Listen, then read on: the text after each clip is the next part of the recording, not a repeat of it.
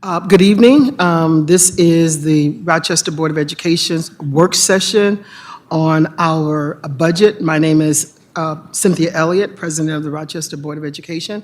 The intent of this meeting really is for the board to have an opportunity um, to preview or to engage in conversation around what the board believes the priorities should be. And we also wanted to get ahead of this is because we really want to make sure that we're doing this in advance. Last year, there was some last-minute requests, and that have the board goals, and we have the strategic plan that would guide us, but we certainly want to, and we don't want to in any way veer from those goals or the plan. And so the intent of this particular session is to have those kinds of discussion.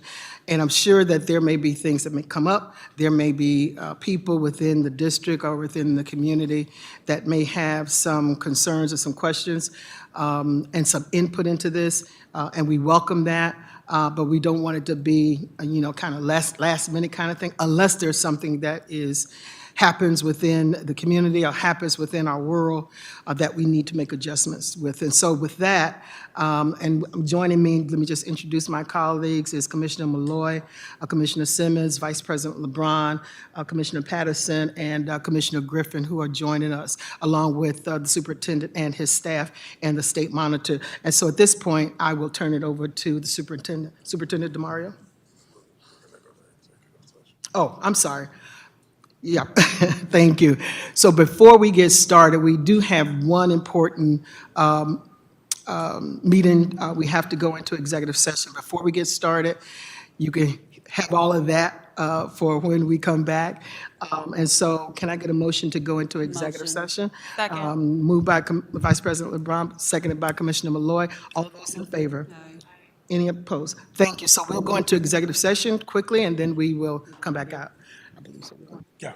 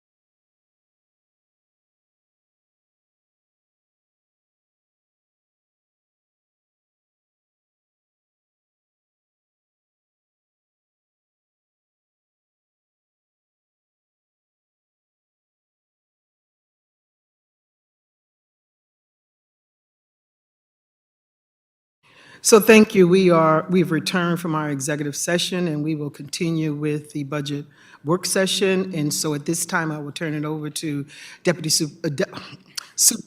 Superintendent Demario Strickland.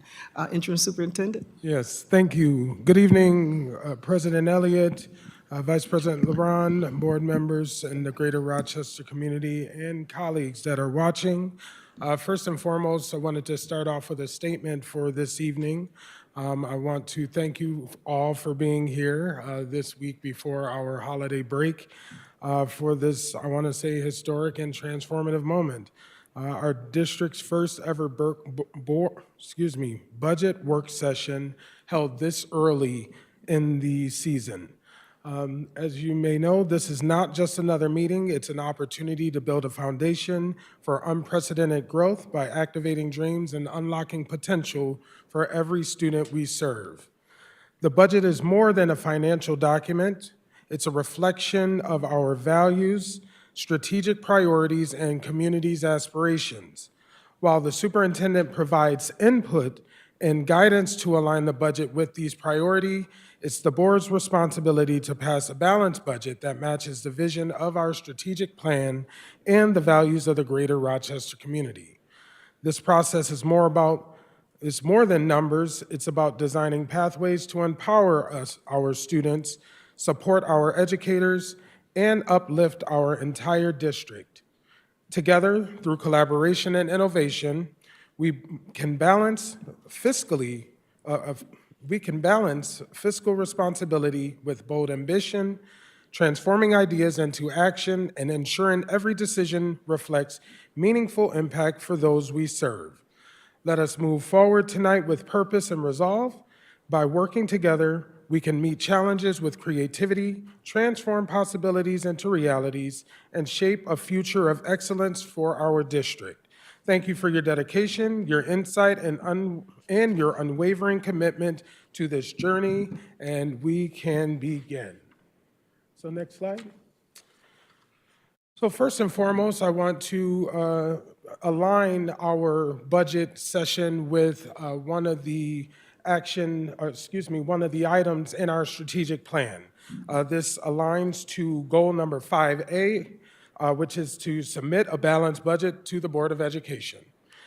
Goal 5B is actual general fund revenue exceeds budget by no more than 1%, and actual general fund expense is under budget by no more than 2%.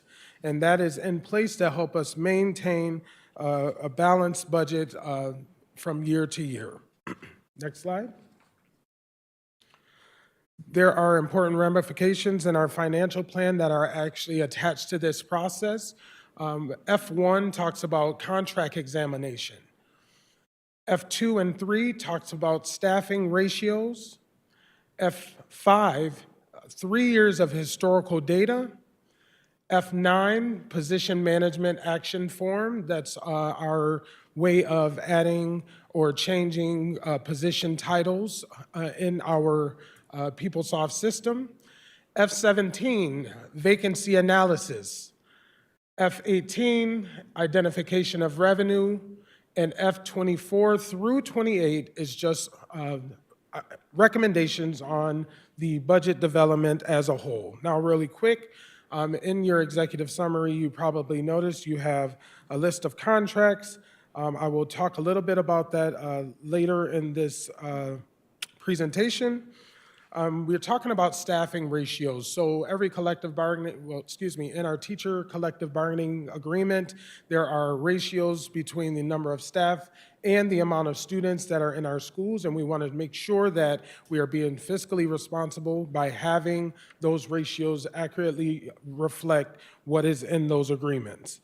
It's important to use 3 years of historical data, and that we want to look at what our actuals are from 1 year to the next to determine what funds are actually needed to continue to meet our goals that we set forth for the community.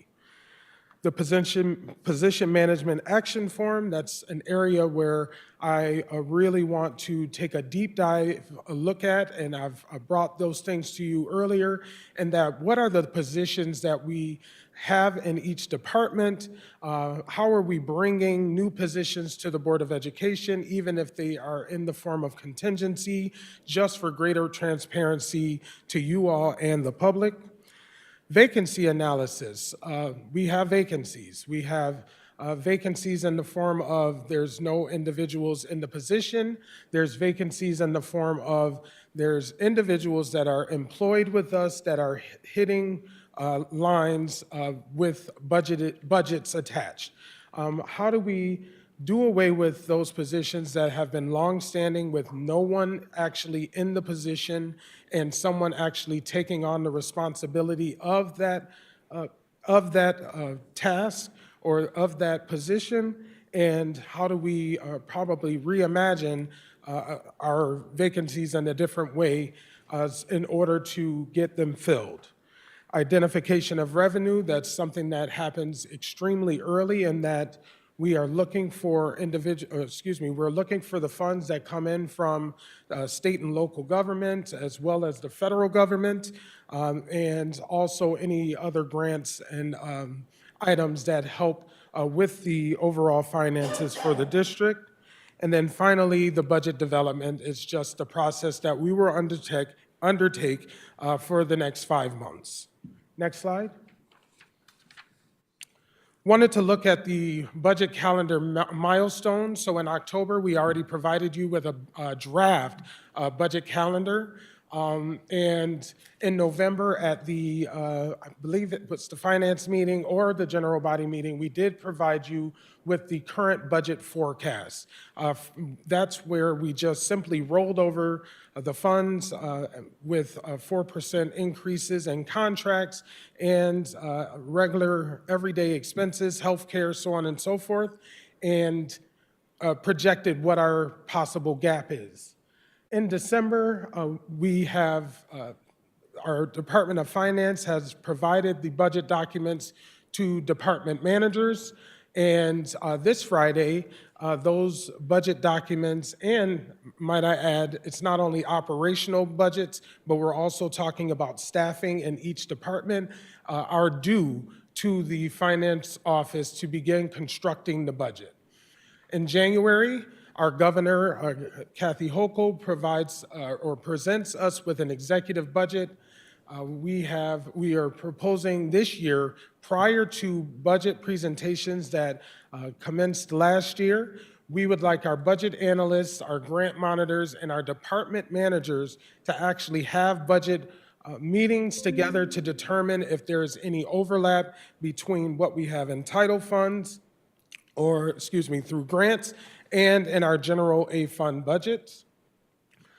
At the end of January, I myself, the state monitor, members of my staff, our fiscal consultant will sit through budget presentations each and every single day to review staffing that must have staffing justifications on what individuals do within our organization to determine if this is going to be a necessity and something that's going to help further improve student achievement, as well as the operational budgets. We will review those, and by the end of the month, it's with the hopes that we will have an initial draft book to present. Next slide. In February, we have to have a balanced budget completed because by March 1st, we must turn in our budget to our state monitor as per the law under under school districts that are under monitorship. In March, I already stated that, we will provide you a copy of the budget book, and it will be available digitally for the public.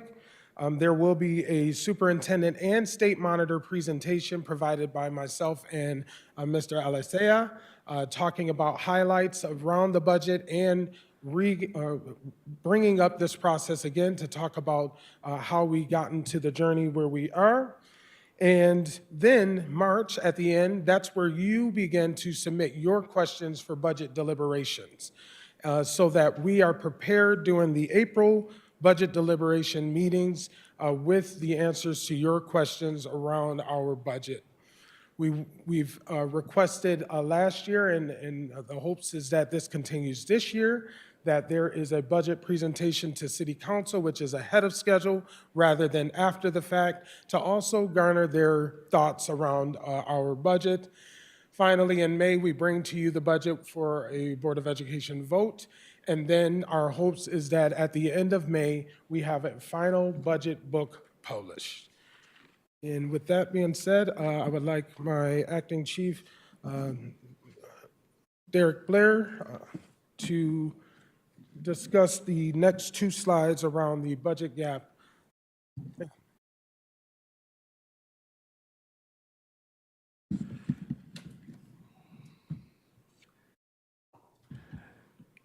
Good evening, Vice President LeBron, President Elliott, and viewing public.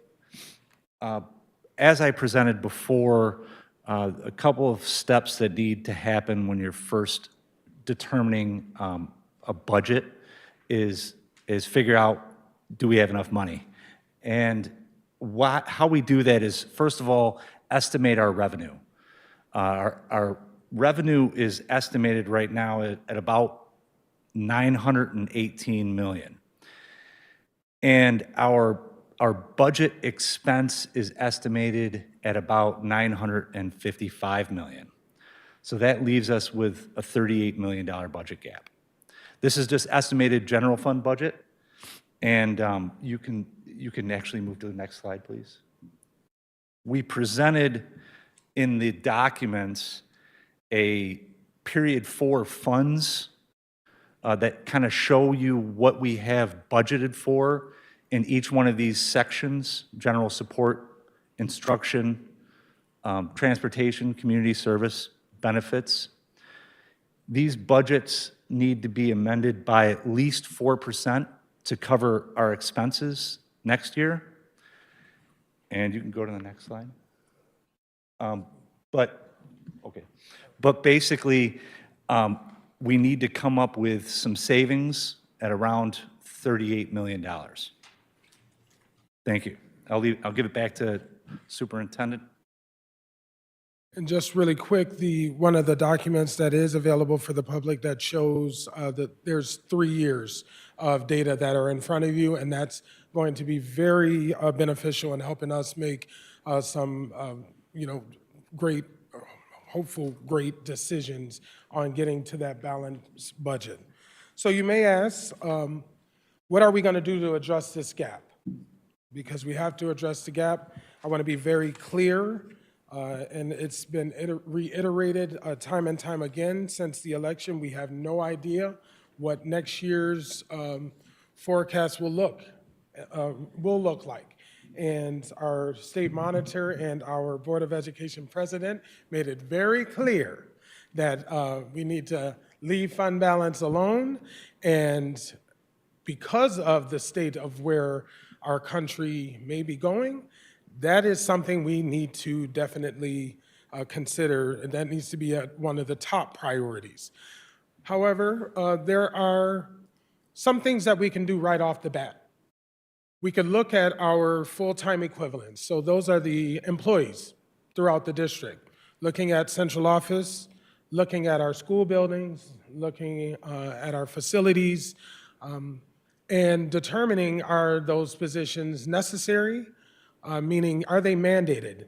Does the commissioners state that you have to have this position? For instance, we can't go and say, we're going to cut a principal.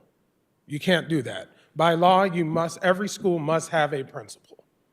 However, there are positions where they are not covered by the commissioner's regulations, and other individuals can actually carry on those functions.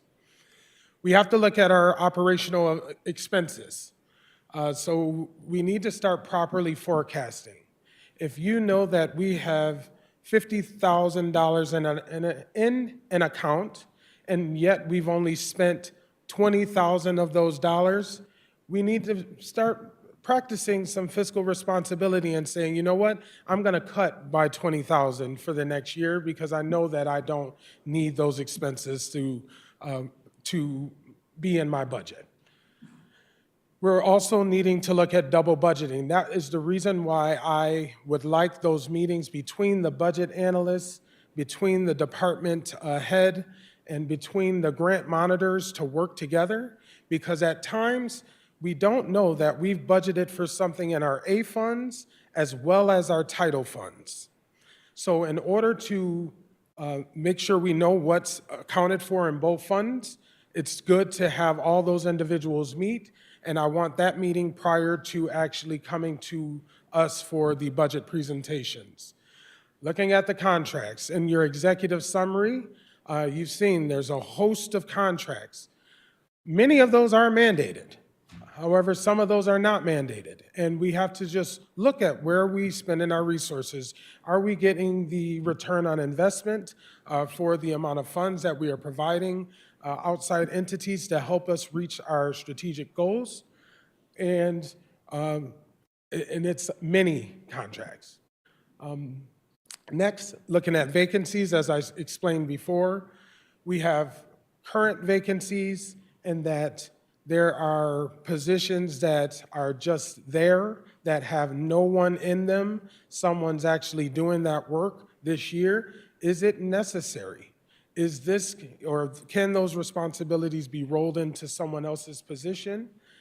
And then we have long-term vacancies. Those generally would be a lot easier to just make cuts because these are vacancies that have been carried over from year after year after year, and there could be some savings there.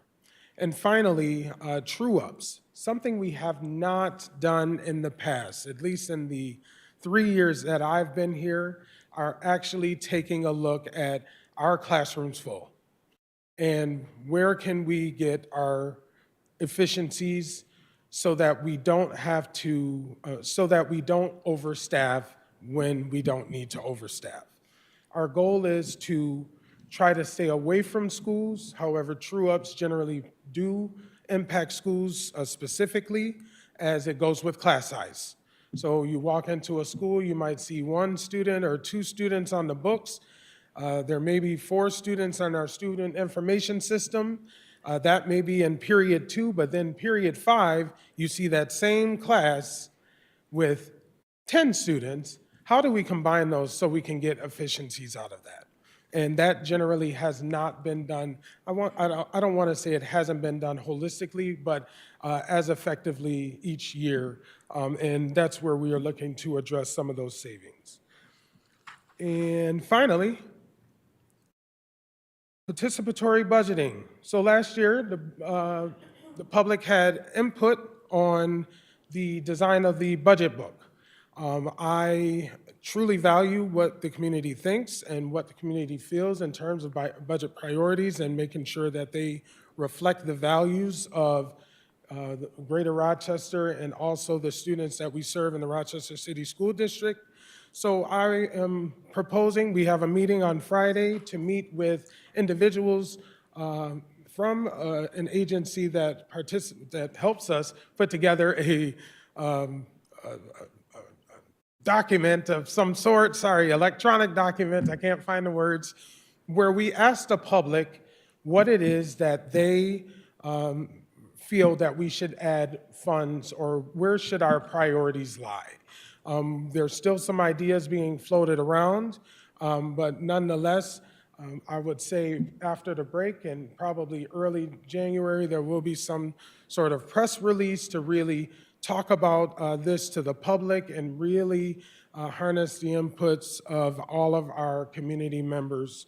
And the key benefits are increases transparency, builds community trust, and it ensures equity and resource allocation. And I will even go forth with also saying we have some tough decisions to make, and we need to enlist the support and help of the community to help make and own some of those decisions that we have to make.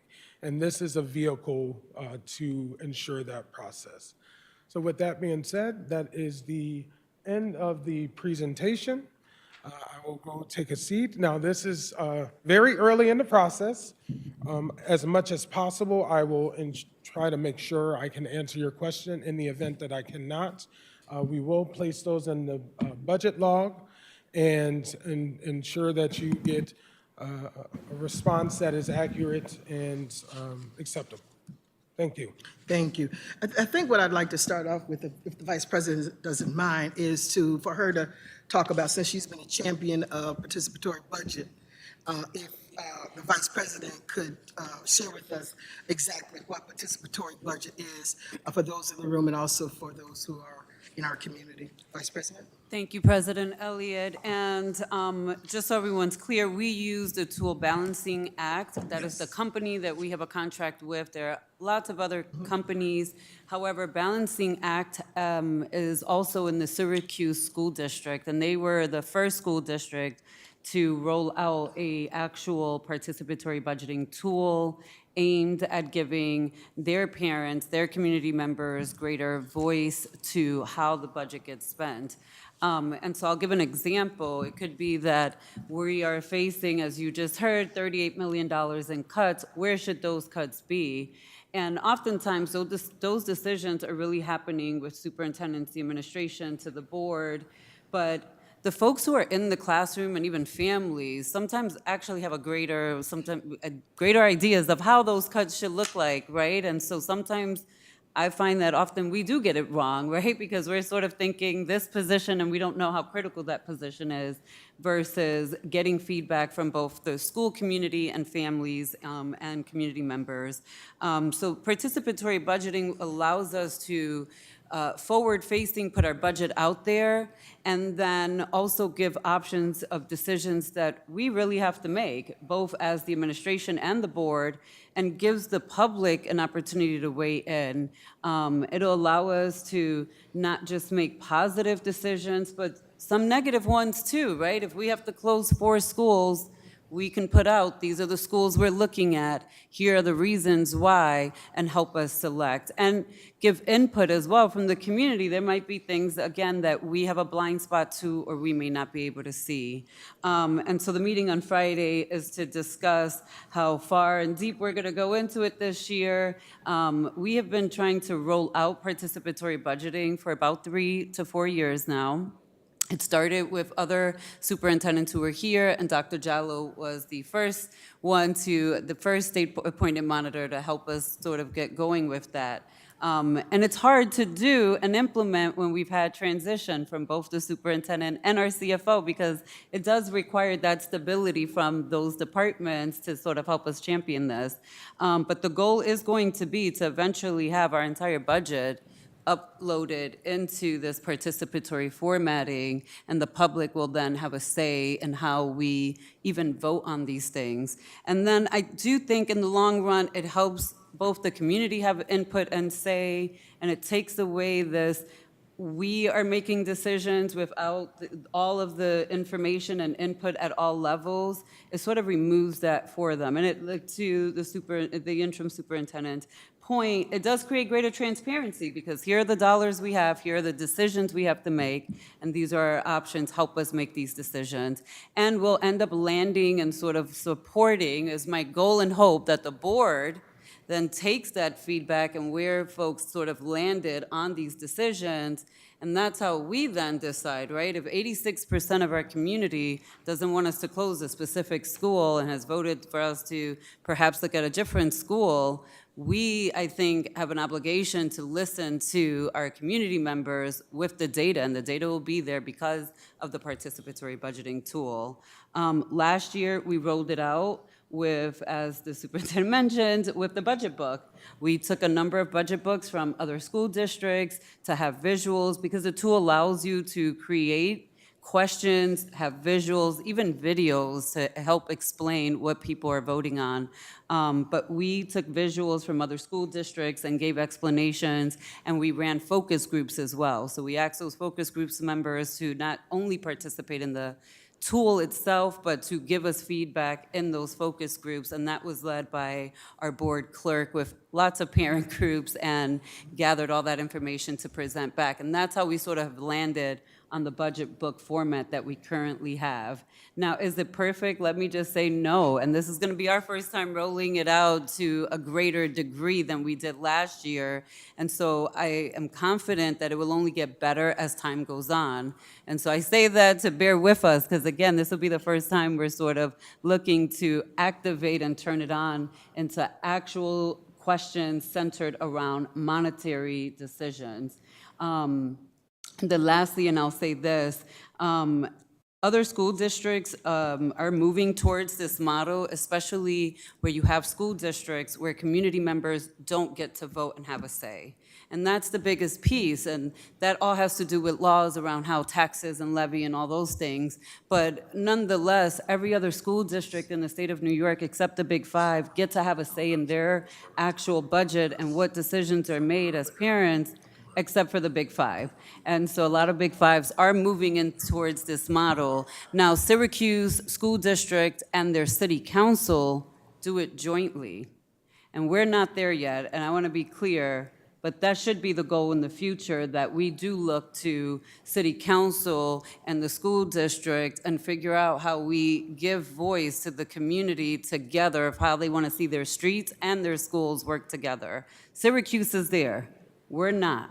But I will give kudos to the city, who has their own participatory budgeting process and tool that they use to give input on their budget. So baby steps, but we're there. I'm really excited that we're gonna get to actually being able to use the tool in the budget. It's been a long time coming for this board, for this community, and so it's a really exciting time. We have a lot of community partners who also support this and would lend us support in even running classes, workshops, and helping parents, right? Like, I know there are groups like Citizens Action, the library, there are groups who have offered to give us space, give us laptops, computers, if we wanted to host these sessions. We also don't have to be the only ones to host it. The tool allows for other organizations to say, you know what, I'm gonna take my parent group today and we're gonna hold a participatory budgeting dinner and have laptops for people to give input, and we can give them support so that they can use the tool. But we don't need to be there. They don't even need our permission to do it, and I wanna encourage people now to do that, including commissioners. You all can say, I'm gonna host a budget evening at Java's, right? You all can do that and bring laptops and families can do that on their phone too. So let me be clear that it's not that everyone needs to have a laptop or a tablet. It's also mobile friendly. So even if folks did not have access to tablets, they can do the tool from home, on their phone, on a computer, on a public computer, a private computer. It is a very easily accessible tool. And we'll make it accessible too as we move forward. But that's all I have on participatory budgeting and that piece. I do have some questions, just, but I'm going to stop now. Yeah, I'm going to go to, based on what Vice President you said about Syracuse, just want to have State Monitor Alicea to comment about participatory budget and how it works in Syracuse. Good evening. Thank you, President Elliott, for giving me the opportunity. We began participatory budgeting in Syracuse around 2017, and it began first in the Syracuse City School District. Then the city joined the district to use the format, and what we did, once we had an idea of what the budget was, we went to the public with the areas of instruction, facilities, support services, with the total amount of the budget that it was going to be during that year. People had the opportunity to give us suggestions, but if they thought that they wanted to increase instruction, they needed to reduce in the other areas. So they could not increase the budget, they needed to work within the amount that was already presented to the public. The idea is to balance the budget with the money that is already allocated. Then the city followed the same format, and they began to do the same things with the city budget. You know, how much money should go into operations, how much money should go to Parks and Rec, how much money should go for snow removal, all that. So they were doing the same, but it began first with the city school district using the format. All right, thank you, State Monitor. So we'll start with questions, and I'll start with Commissioner Malloy. Awesome. Thank you so much, and thank you for your presentation this evening. Obviously, well, and thank you also to Commissioner LeBron, Vice President LeBron, for talking about participatory budgeting. It's great to have a better understanding of what that looks like, and I'm excited to see us roll that out and implement it and get that feedback from our community members, because we don't always know everything as commissioners, and so I think every bit helps, and I think that also is going to help us when we go to implement our governance model and form those guardrails, which is really their statements of what we value in the community, and that's wrapped into our budgeting, obviously. So I am concerned, obviously, about a $38 million projected gap, and I think that clearly indicates a lack of sustainability in the future, and within a few years, we could be in the same shape that we were when I first came onto the board. I was elected in 2019, and the district had just cut many positions, or over 200 positions, I believe. So obviously, I'm really concerned and want to make sure that we're moving in a direction that allows us to develop a sustainable model. We're going to have to make some really difficult decisions. I, for one, want to make sure that we make those decisions as far away from the classroom as possible. I think we need to start looking at non-mandated services. We have to analyze those, their effectiveness. And I want us also to think about what is going to most likely have a positive impact on our students, academically speaking. And so I'll just say one other thing and then kind of stop there. We're supposed to be coming up with priorities this evening, and I know obviously my priorities are around academic goals so far, literacy, reading, safety, both physical, social, emotional, and then CTE rather, for our high school students. But we have to start thinking about making those difficult cuts, and I'd prefer to see them as far away from the classroom as possible. So thank you. Thank you, Commissioner Malloy. Commissioner Simmons? Thank you, President Elliott, and thank you, State Monitor Alisea, around this, breaking down the scenario-based budgeting that would take place, because I think that's important to recognize. We're working within a certain number, and a lot of times folks are, they have things that they'd like to see happen without consideration of how that impacts other pieces. So I love that it is real-time mapping, if you will. And similar to Commissioner Malloy, when we consider positions that may need to be cut, I'm thinking about, obviously, cut the fat, right? Cut the fat, the unneeded pieces, but some fat is good for you. And so when we are cutting the fat, the unnecessary weight that we may be carrying, making sure we do it with precision, because when you're looking at a piece of paper, it's easy to say, well, these positions can be absorbed here, bless you. but not recognizing how it will impact or overwhelm the workforce. So just being really strategic and around how that happens, but recognizing it does need to happen. I do have some priorities as well. I'm not going to get into all of them, but three that I want to just mention off the top would be transportation is a concern for me because it is impacting attendance on some levels, very much so. Of course, literacy is a strong, strong passion of mine.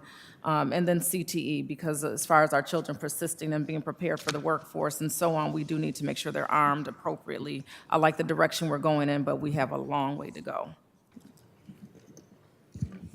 Thank you, Commissioner Simmons. Vice President LeBron?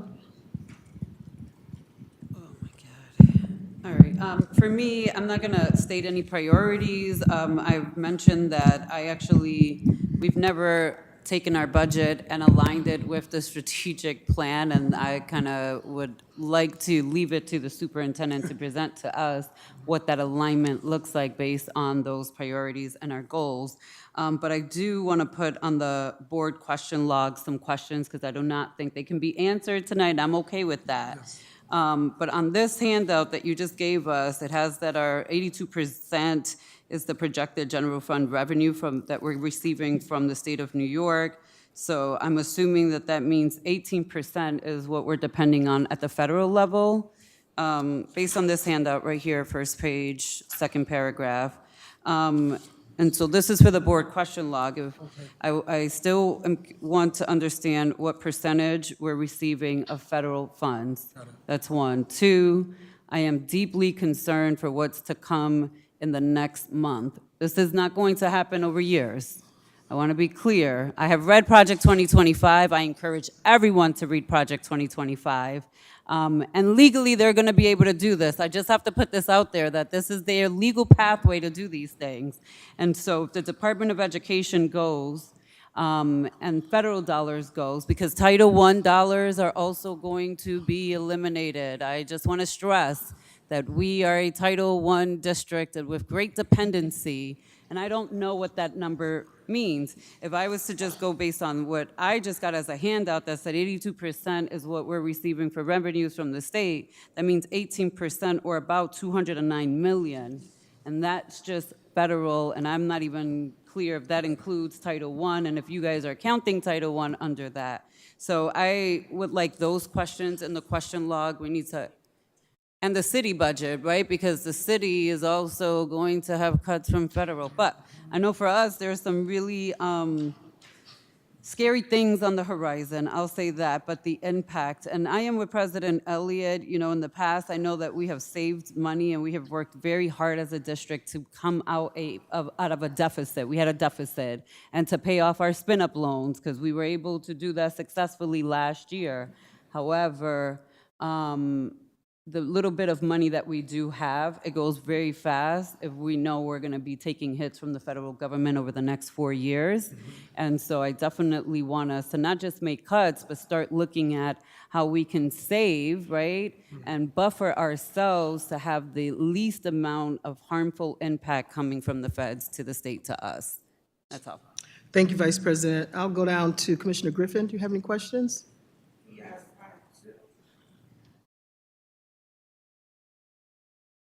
Can you hear me now?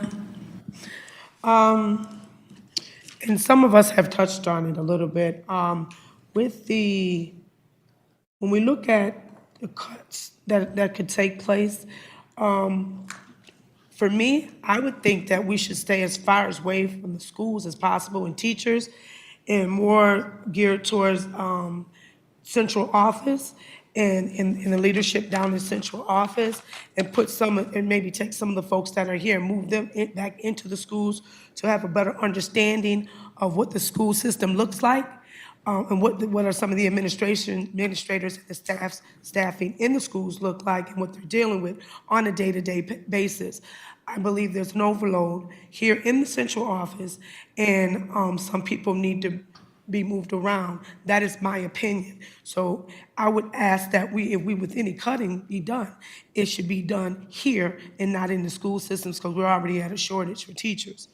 I wanted to say a little bit about the transportation. There is a big transportation issue, but I think that stems from from the reconfiguration. I'll say that over and over again, because if you take a school on the east side and move it to the west side, you are messing with transportation for parents. When you also mess with start times for schools, you also mess with parents. Every parent does not start at school at the same time. So when we talk about transportation issues, we have to make everyone aware of some of the leadership and administrative decisions that are made are not conducive to our parents, and maybe to teachers and to people that could drive the bus and get our children to and from school. And my last statement or question or comment I will make, it has to do with, and you may have answered this, but the access of the public to the budget, to the budget data. Can you So say that again, the Commissioner? access to the public to the budget data, and it may have been answered. I'm not sure if it was answered, but I would like to know how are they going to have access to the budget? And like I said, I could have missed it, and I apologize if it's redundant, but if you could definitely answer those questions for me, I would greatly appreciate it. Yes, absolutely, no problem. So there's only one question, if I'm not mistaken, right? Well, I would like input on your thoughts in Okay. reference to moving away from the schools. Sure. And basically looking at central office to reduce staffing here. Yes. Because that definitely will help us with cutting positions here, then taking them from the schools, when we're already at a shortage for teachers, from my understanding. Yes. Right? Okay. No, absolutely. Great point. If you have seen in the presentation, I've placed mandated versus non-mandated staff. Most of the mandated staff are in fact in schools. Most of the non-mandated staff are in fact in central office. So we do know that we have to take a real tough look at the staffing all over, you know what I mean, but really within this building alone, and not just saying that, but as I said before, we put it out there. We have to look at the non-mandated positions that exist. And of course, if in the event, and we don't know what this is going to look like as of yet, we haven't undergone that process around the justifications of staff and whatnot. But of course, we would like to hopefully open up opportunities for those individuals to go into mandated positions, okay? So that was the one thing. You're talking about start times. I want to, I really want to reiterate that transportation, it's not just a City of Rochester issue.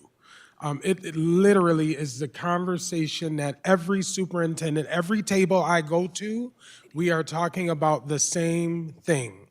And there are some items that made things easier in terms of transportation, and that the middle schools are zoned, but we still have outliers where we've had to cross zone for special education programming, maybe a specific bilingual program. We still have to commit to providing those services to those students because they are mandated.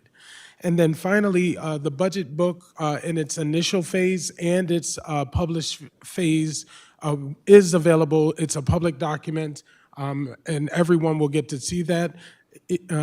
Moreover, the individuals, if they wanted to look at last year's, they could go on to the website, and it is still posted there.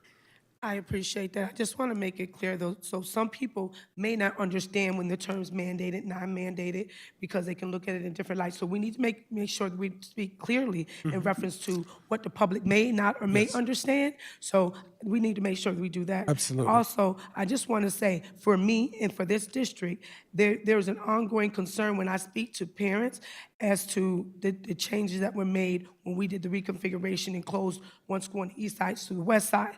That definitely had an impact on a lot of parents, because now they're taking them from one side of town to the other side of town, and then they have to work. So when we make these changes, we need to basically look out the lens of a parent, not this administration. And I think that's the big problem with our leadership, is that we're looking at the glass half full and not full, where we're affecting people and parents in their homes in a way that you don't know. And then you don't see it until the school year starts. You see it in the school year start. When the school year starts, then we have these problems with transportation, with the parents. Well, I can't leave work and do this. I can't leave work and do that. You have to look at the glass full and not half full when it comes to our parents and our teachers. We're not doing that, and I see it. I see it all the time, and that's why we have an effect on the attendance. Thank you, Commissioner Griffin. Commissioner Patterson. Thank you. I'm going to be a little bit blunt this evening with the public and let them know I'm going to speak for myself, number one, as a commissioner, but number two, to let you know that this problem, it didn't have to occur. I said a few years ago, when those federal funds, state funds, ARP and SURSA funds, we were using them for positions, I said way back then that we're going to have a problem when those funds are gone, retaining those positions. And I said back then to the administration, don't come to me, I'm speaking for myself, not for the board, but I am a part of the board, and ask us to find ways now to retain those positions. You should be coming to us. And again, that was a prior administration, prior leadership, but these things were noted way back then. Also, when we talk about this $38 million deficit that we're going to be going into, we talk about transportation, school choice, and zoning. I spoke relative to that and said, yeah, we would like each kid to have their choice of schools and things like that, but it's just not going to work as far as funding. We build these beautiful schools in these neighborhoods, but we don't direct our kids, to those schools. We give them choice of wherever they want to go, which costs the taxpayers a lot of money. So yeah, we have to make hard choices, as board members. But then again, like we're doing here, we're letting the public know why we're in a deficit. The decisions that we've made as a board. These decisions that we made that has affected our budget, negatively impacted a budget. So we have to look at ourselves as a board and say, what could we have done better? Yes, the superintendents and interim superintendents, they present us with information. But it's up to us as a board how we vote on those things. And sometimes we have to make hard decisions. And I don't think we made the decisions we should have made when it comes to this budget if we see ourselves now right back in a $38 million deficit. And I'm not even a math major. And I said way back then, I could see that there was going to be issues.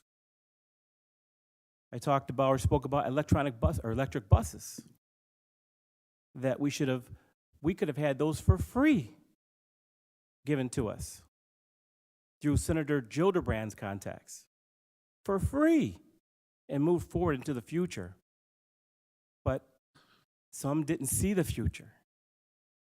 And something that we could have had that, we're going into, everything's becoming like EVs, right? Electric vehicles and things like that. Less pollution. We didn't see that and we failed. I spoke very directly. People don't like that word, but sometimes you have to be direct when you want to enact change. And when we see individuals or the administration moving individuals from directors to executive directors, that's an increase in, number one, pay, number one. But number two, now you're filling another spot, another position with another six-figure job. All these things I saw years ago when those funds were being utilized for positions, and tried to relay that information, to, the individuals on this board. So again, I'm not saying I'm perfect. I'm just saying I had some ideas and that would have helped us so we wouldn't be in this position at this point in time. Thank you. I'm not done yet. Thank you. Oracle, how many millions of dollars are we spending on Oracle at this point in time? We have to take a deep dive, a deep look. I would ask the administration, I'm just a board member, so I'm not going to be doing it, but I would ask the administration, take a deep dive into Oracle and look at the dollars that are being spent. Is it worth it? Could we have done something better? Or do we go forward? I don't have the answer to that. And so, these, again, when we go to the prior administration, we look at union contracts. And my parents were union people, so I don't have anything negative to say relative to the union people or unions. But what I will say is that decisions were made on these contracts that didn't think about where we'd be today as far as the budget, $38 million deficit. So yes, I want to work with my colleagues, but I want to move forward with a different way of teaching and learning. Again, I also would not like to touch any schools. I don't know what's going to happen here, but at this point in time, I think the schools, should be left alone. If anything, we need more psychologists and counselors and social workers, with what we're dealing with in our communities. But we have to find ways, working with my colleagues here and the administrative staff, to do better to cut this deficit. And we're going to have to make some very hard and difficult choices. Thank you. I got it.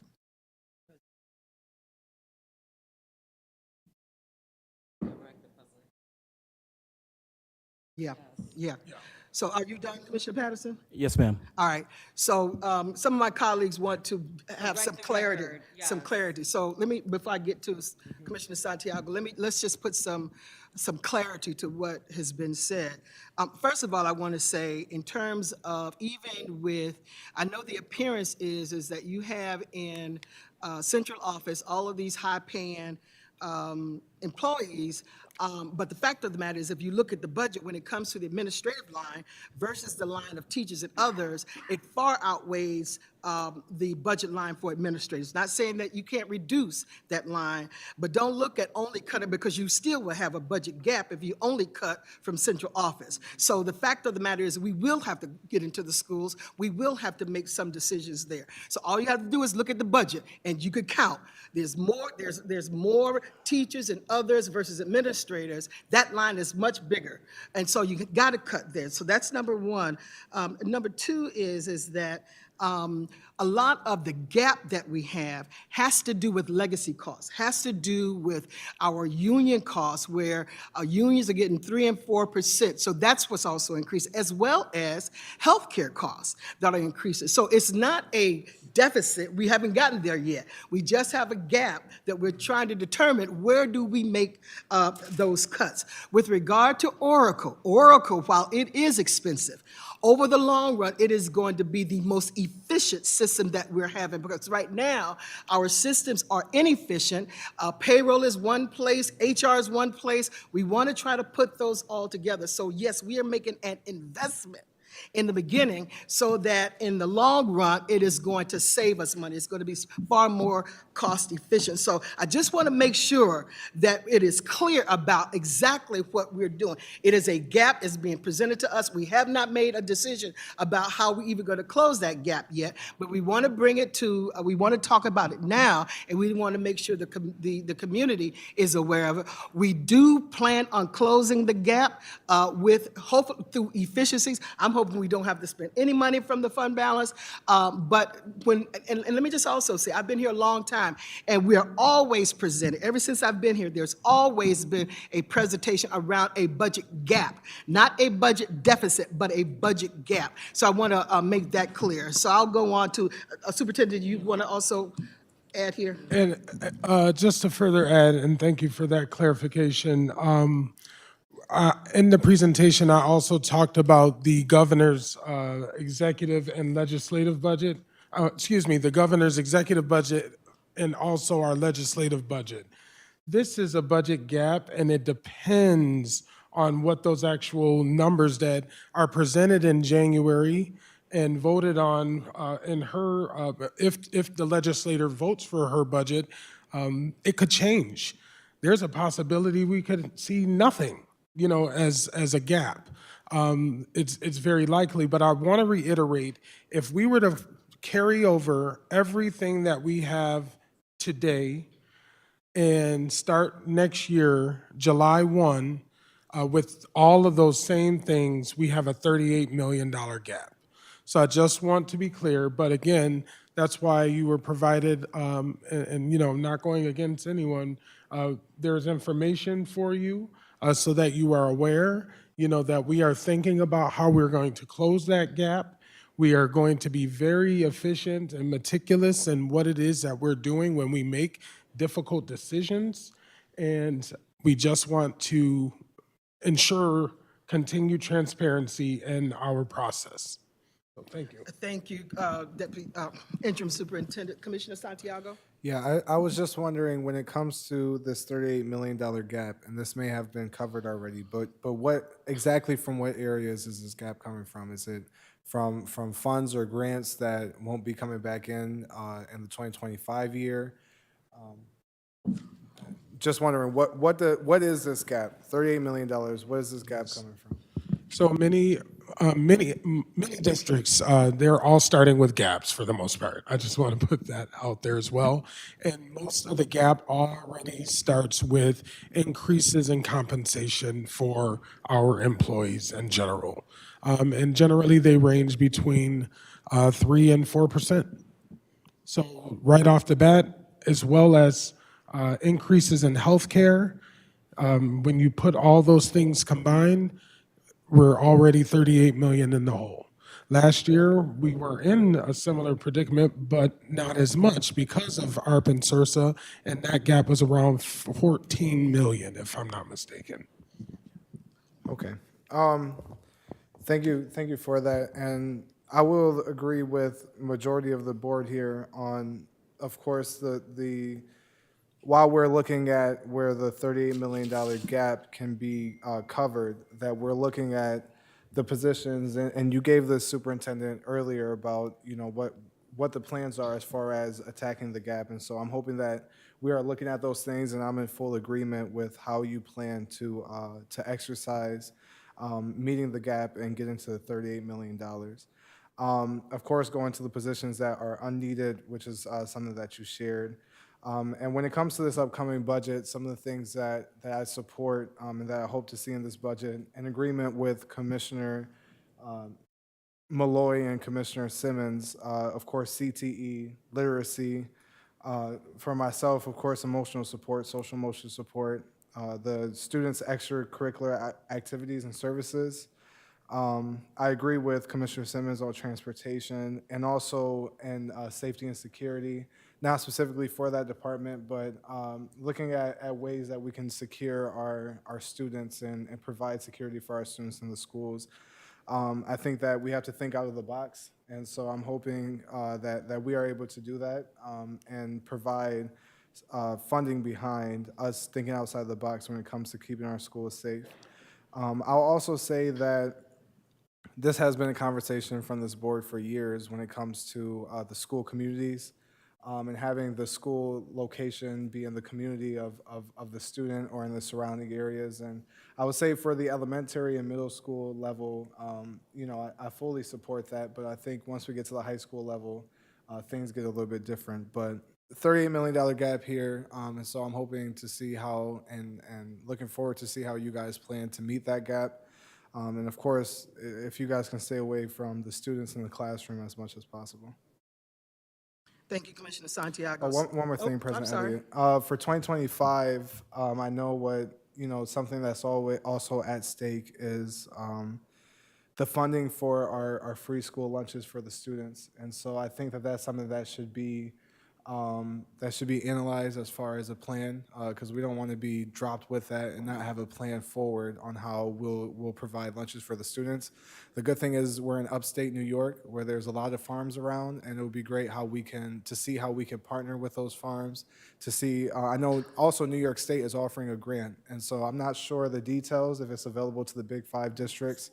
Yeah, but there's a grant for the schools to use some of the resources from the farms, and so I'm hoping to see how we can do that together to still provide lunches for our students, to provide good lunches with nutritional values, and to find a way to ease this, if it does come to the point where our funding for lunches is gone. And it could be an opportunity, truly. It can be an opportunity for us to better the lunches for our students, and so I'm hoping to see that. That's it, Commissioner Santiago? All right, okay.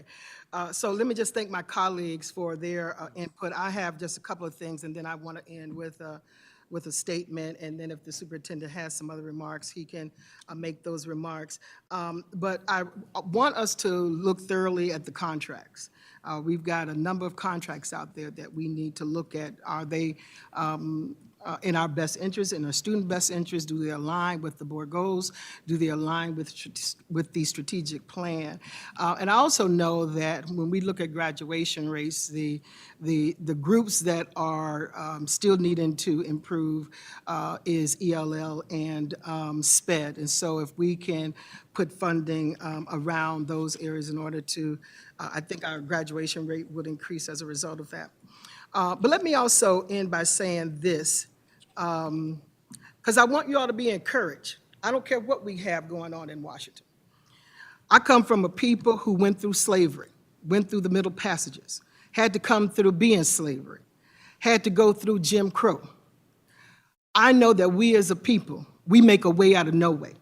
And so even if the federal funds were ended, what I know from my people, that we make a way when there is no way. We elected a black president in a country that is totally racist. And so if we can do that, this is just a drop in the bucket of what we can do. I'm also looking at the creativity that will come out of this. Don't know what the president-elect is going to do, but I do know what my people have done over 400 years. And this is a piece of cake to what they've gone through. And I know that with hard work and creativity, we can make sure that our children continue to exceed academically in this country. We've been here before as a people. I know it. And so I want to, again, thank all my colleagues for their input. Mr. Superintendent, if you have some comments. I also have something to say. Well, why don't you say what you got to say first? I want to reply or respond to, Commissioner Patterson, there's no need to reply because it's already been stated. You've had what you point of want to say. privilege, point of privilege. Because it's Point of not privilege, necessary please. to do it. Was there a comment directed at you, Commissioner? Something that was misquoted, we'll say that, so point of privilege. I have the right. I'm going to defer to you, unless, my apologies. Commissioner, I didn't hear anything specifically kind of directed at you or anything out of the rules of protocol. And that's typically what a point of privilege is used for.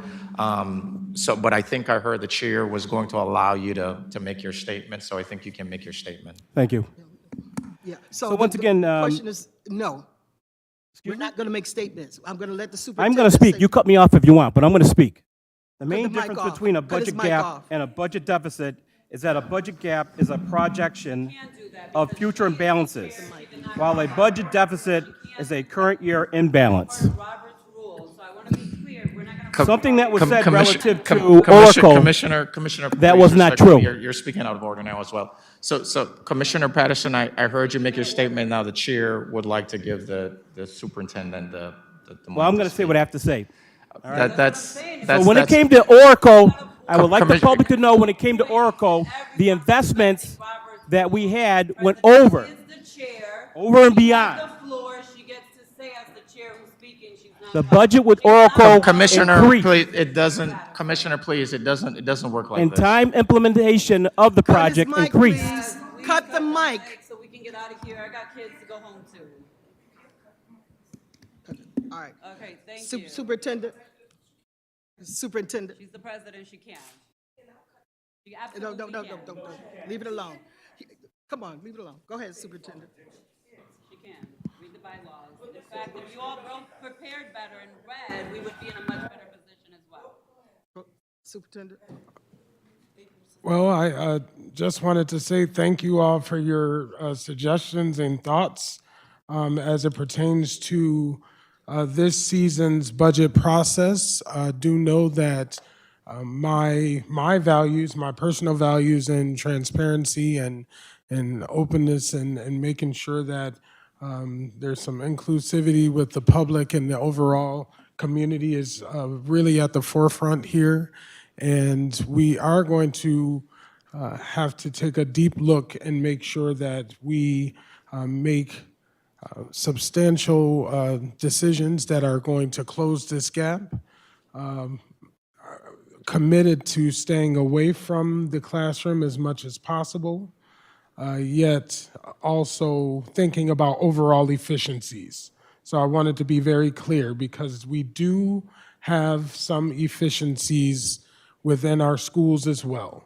Okay, I want to put that out there because some people may feel impacted, but again, I gave the example earlier around if a class, English class has 5 kids in this one class, and then in another class, that same English class, same level has 10 kids, the efficiency would be to put those classes together and save the FTE. in some way, shape, or form. But with that being said, I have typed everything you all have provided, and I will be sure that I work with my staff to provide you a balanced budget that really reflects the goals of the strategic plan and is acceptable to our state monitor as well as the Commissioner of Education. So thank you. All right, thank